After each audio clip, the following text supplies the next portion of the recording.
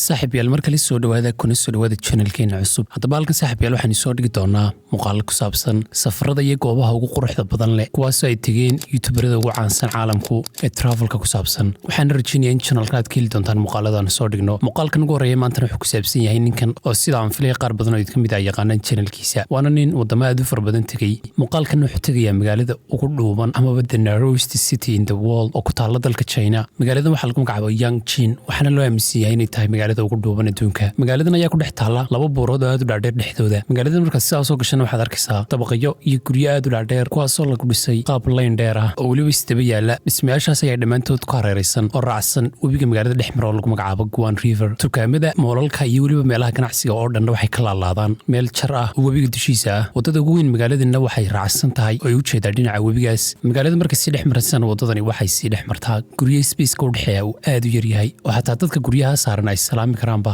laakiin sidaas ay tahay magaalada waxa ku nool 100,000 oo qof dad gaadhaya kuwaasoo mar walba u nugul khatarna ugu jira inay daadad ku qaataan maadaama magaaladani ay ku taalo meel webiya sidoo kalena magaalada dhulgariirka ayuu nugushahay oo haddii uu dhulgariir dhaco khatar bay ku jirtaa ninkan ayaa daba magaaladan u yimid siduu u duubi lahaa oo dadkan ugu soo bandhigi lahaa sida ay dadkan ugu nool yihiin magaaladan deegaan ahaan marka loo eegayo khatarta badan ku jirta sidoo kalena wuxuu isku dayayaa inuu maro wadada ugu khatarsan ee hiking laga sameeyo marka China la joogo oo magaalada ku taala wadadaasoo kala laada meel jara haddii hal mar ay lugta ku baxdaan aad sidaa ku tagtay oo aad dhimanayso haddaba muuqaalka bilowgiisa ninkan wuxuu ku sheegayaa inuu ugu horreyn ka maqlay magaaladan gabadh u dhalatay dalka China sidan uu kula xiriiray oo ka codsaday inuu raacdo magaaladan ay soo kala tusto gabadhan ayaana magaalada soo kala tusi doonta ninkan marka ugu horreysa magaalada soo galana waxaa arknaa inuu duubayo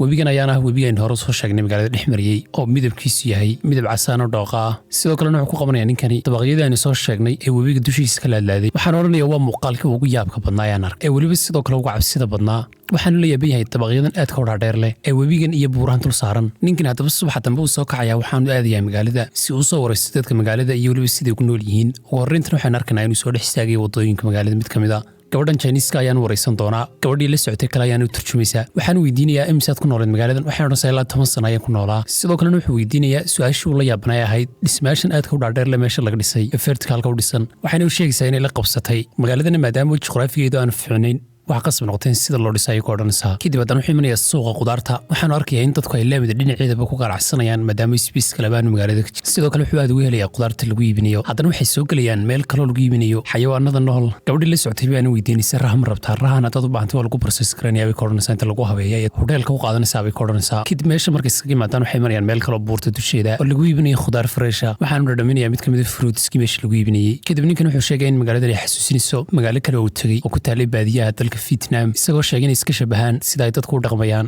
marya ay xidhanayaan iyo weliba sidoo kale siday dadku waddooyinka dhinaceeda u fadhiyaan dukaamadoodana ay ku ganacsanayaan isagoo weliba sii sheegay in gobolkan uu joogo ee magaaladan ka tirsantaa gobolka Yunnan ee dalka China ah wuxuu dad la leeyahay koonfurta bariga qaaradda Asia marka dambena ninkan wuxuu iska soo lugaynayaa magaalada bartankeeda isagoona aad uga helaya sidoo kale dhismayaashii marka hore ka hadlayay ayaanu soo eegayaa waxaan arkayaa in dhismayaasha qaarna yihiin qaar casri ah waxtaa moolal qurux badan leh marka dambena naag kale meel fadhida ayuu weydiinayaa bal ka waran dhismayaashan faraha badan leh ka warwartaan inay bataan kadibna ay ku soo dumaan sidoo kalena wuxuu weydiinayaa magaalada waxyaabo ay ku fiican tahay waxay ku xun tahay iyadoona sheegaysa in magaalada ay ku fiican tahay temperature-keeda oo fiican sidoo kalena magaaladan ay tahay magaalo sanadka oo dhan qofku ku raaxaysan karo kadibna meel kale bariish ayuu tegayaa dadka meeshana aad ay uga helayaan maadaama yihiin dad aad friendly ah oo dhammaantood wada salaamaya dhanka kale wuxuu soo dul istaagaya haddana webigii isagoo dhismayaasha ku qabanaya waxaanu sheegayaa in qiyaasaan dhismo kastaaba uu jiro ilaa 500 feet webigana uu aad ugu dhow yahay dhinaca kasoo horjeeda dhismayaashan wuxuu odhanayaa aad bay qurux badan yihiin laakiin xaggiisa dambe dhismayaasha aad ma qurux badnaa ayuu odhanayaa sidoo kale meel kasoo istaagan waxaan arkaynaa in dadku ay kusoo dhaweynayaan oo ay salaamayaan dad aad furfuran yihiin dadka magaalada ku nool dabaqyo fara badan ayaan isku xiga ku qabanayaa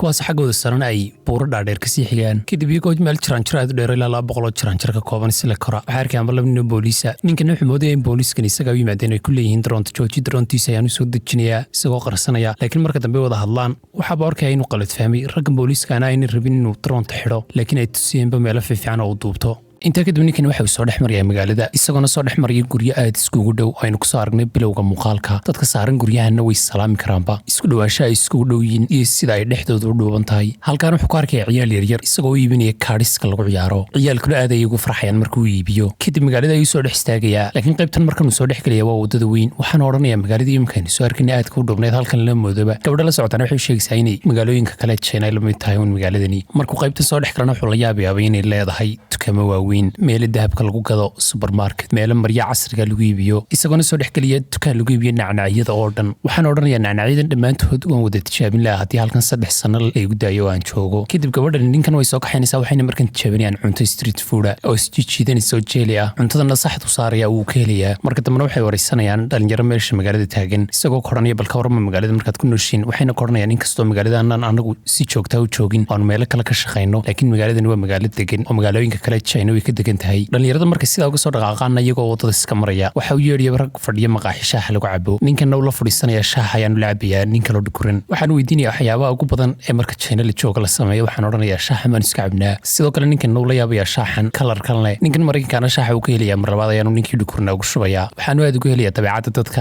iyo inay yihiin dad qalbi wanaagsan. ninkan uu la siira sheekaysanaya, sidoo kale wuxuu weydiinaya waxyaabaha laga shaqeeya magaalada, isagoo u sheegay in dadka ka shaqeeyaan shirkadaha dhismaha. sidoo kale ninkani maadaama la yaaban yahay guryahan isdul saaran ee aadka u sarreeya, wuxuu ka odhanayaa wax urura midku haysa inaad halkan ku noolaataan. ninkanna wuxuu odhanayaa waan iskala qabsanay. dhanka kalena wuxuu weydiinayaa ka waran magaalada ma u nugushahay daadadka iyo waxaa, isagoo sheegaya in 1929 uu mar daadad waaweyn ay qaateen magaalada, laakiin intaa wixii ka dambeysay wax daad aanay arag. ninkanna marka dambe uu ka helayaaba iyaga waxaanu ka casuumaya inay gurigiisa u raacaan si uu soo tuso gurigiisa ayna u raacayaan. markii guriga galaanna gurigii ninkana uu duubayaaba isagoo ka helaya gurigan. kadibna guriga ayuu la fadhiisanayaa, waanu yaro waraysanayaaba. waxaanu weydiinayaa gurigan imisaad ku gashaa, isagoo u sheegaya 10,000 oo lacagta China ah oo dhigmata $1,400 inuu sanadka dhan ku galo, bishiina noqonaysa $100 oo keliya inuu gurigan ku galo. haddaba guriga sidan u cajiibka ah, ninkan Mareykanka uu la yaabaya. waxaan odhanayaa aad buu u jaban yahay gurigu, isagoo sidoo kale weydiinaya ma lagu dabaalan karaa webiga ku dhex yaala magaalada. waxaanu ka odhanayaa webiyada yaran lagu dabaashaa ma fiicna maadaama ay wasakh yihiin. sidoo kale ninkan Mareykanka wuxuu weydiinayaa ninkan waxyaabo ku saabsan familkiisa, isagoona u sheegaya in 7 ciyaal uu la dhashay. ninkan Mareykanka kadib wuxuu xasuusinaya ninkan inuu isagu yahay generationka ugu dambeeyey ee yeesha wax walaala ah, maadaama shuruucda cusub ee uu China soo rogay sanadkii 1997 ilaa 2015 ay ahayd in qofku hal ciyaalo keliya uu dhalo ay aad hoos ugu dhigtay dadka dhalanaya. waxaanu sheegayaa ninkan Mareykanka maadaama China qaybo fara badan oo kale uu soo maray inuu la soo kulmay dad fara badan oo aan wax walaala ah lahayn, taasoo la micnaa qofku inaanu adeer ama eedan noqon karin maadaama qof la dhashay oo walaala ahba aanu jirin. isagoo ninkan Mareykankaana uu sheegaya inuu dareemi karo inay aad u adagtay qofku inuu hal ciyaalo keliya dhalo. laakiin ninka Chinese-ka markuu hadalka ninkan maqlo uu qasilayaa. waxaan odhanayaa laakiin balka waran buu ka odhanayaa carruurtan aan imika dhalnaa ama generationka imika kacaya yaryari iyagoo keliya loo ogol yahay inay midh ciyaalo keliya dhalaan, xataa midhii ma rabaan inay dhalaan buu ku leeyahay imika, oo waxay ka odhanayaanba wax ciyaalo ma rabno. intaa kadib ninkan Chinese-ka wuxuu ku casuumayaa ninkan kale ee Mareykanka inay galabtii koraan buur u dhow, taasoo dadku ay aad uga cabsadaan maadaama ay khatar tahay waddada loo maraa. kadib ninka Mareykanka dibadda ayuu iskaga soo yarbaxaya, magaalada ayuu kusoo yaro noqonayaa. waxaanu aad uga helayaa webiga dushiisa isagoo taagan. sidoo kale wuxuu sheegayaa in heerka farxadda ee dadkan sida iskaga faraxsan yihiin ay tahay halkii ugu sarreysay magaalooyinka uu soo maray oo dhan, iyagoo xataa aan wax lacag haysan oo dhismayaashooda iyo waxoogaad iska arkaysa inay dad iska faqiirinayeen, haddana dhammaantood way wada dhoola cadaynayaan, way faraxsan yihiin ayuu ku leeyahay. sidoo kale dhammaantood familiga ayay danaynayaan oo waa dad isku duuban. waxaanu sheegayaa marka dambe ninkani in magaaladan ay noqonayso magaaladii ugu fiicnayd ee uu soo booqday intii uu China joogay, amaba his favorite city ay noqonayso. kadib gabadhan wadada Chinese-ka waxay marka dambe tusisaa hodheel aad u caana oo aaga cuntooyin fara badan sameeya. cuntooyinka ayana ka soo cunayaan hodheelka, ninkanina uu ka helayaa cuntooyinka hodheelkan. intaa kadib waxay wacayaan ninkii Chinese-ka ee la ballamay si uu casarka u kaxeeyo, wayna u tegayaan. waxaanu fadhiyaba meeshiisa ay marka hore ka kulmeen shaaha laga cabeeyey. ciyaaryahankana waa iska baagamuda maqaaxyaasuma fadhiya.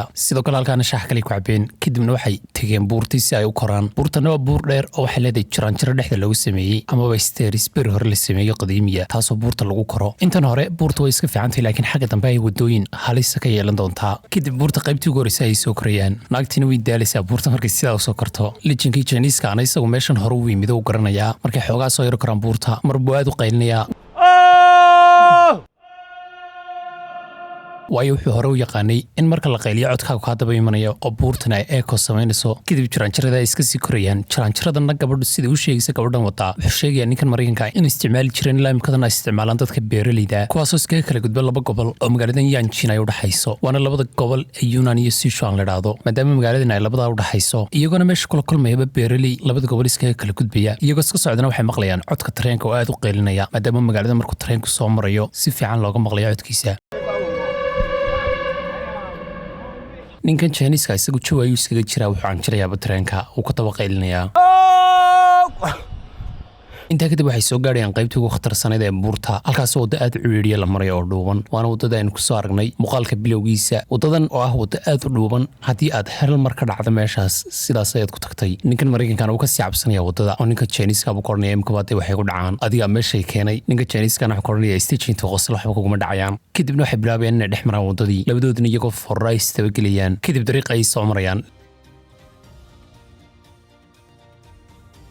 laakiin gabadhii la socotay iyadu way cabsanaysaa oo dhulka fadhiisanaysaa dariiqana waa dariiq aad u ciriiriya hal mar haddii aad dhinaca kale lugta kugu yara baxdo sidaasaad ku tagtay kamaradaanu ku qabanaya dhagax buu ku tuuraya meesha ninku meelaha qaarba meeshu ciriiri aad u tahay waxaanu halkaa kula kulmayaa laba gabdhood iyaguna meesha sii maraya oo ku dalxiisaya labada gabdhood mid ka midna waxay sidaa shimbir yaro madow magaceedii yaxaas weydiinaya gabadha kale turjumisa magaceedii oo sheegaysaa laakiin hal mar isagoo la sheekaysanaya gabadhii oo kamarada ku qabanaya shimbirtii baa kusoo duulaysa meeshu taagayna waa meeshu jarkahayd baa ka dambaysa wadnaha istaagi gaadhaya waayo waxaa isku darsamaysa naxdintii shimbirta kasoo booday iyo jarkii oo ka dambeeya haddii in yar xagga uu sii dhici lahaa meesha uu ka duuli lahaaba intaa kadib marka waddada kasoo gudbaan waxay marayaan xaafad yar oo magaalada ka tirsano buurta dusheeda ku taalla oday dhaqanka Chinese-ka xidhan ayaanu halkaa ku salaamayaa odaygan uu soo dhaweynaya waxaan ku odhanayaa kusoo dhawaada China marka dambena meeshan waaba iska wada hodheel yar bay ka cunayaan isagii ninkii Chinese-ka ee kale kadibna ninkuu yaro wareysanaya ninkuna qisadiisa uga sheekeynaya iyo inuu magaaladan ka tegay intuu lacag urursaday laakiin imika ay kusoo celisay dantu ugu dambayntana markii fiidka gaadho meesha way iskaga soo degayaan ninkii Chinese-kana way ismaaciil salaaminayaan qaalkuna halkaas ayuu ku dhamaanaya ninkana wuxuu sheegayaa muuqaalka gabagabadiisa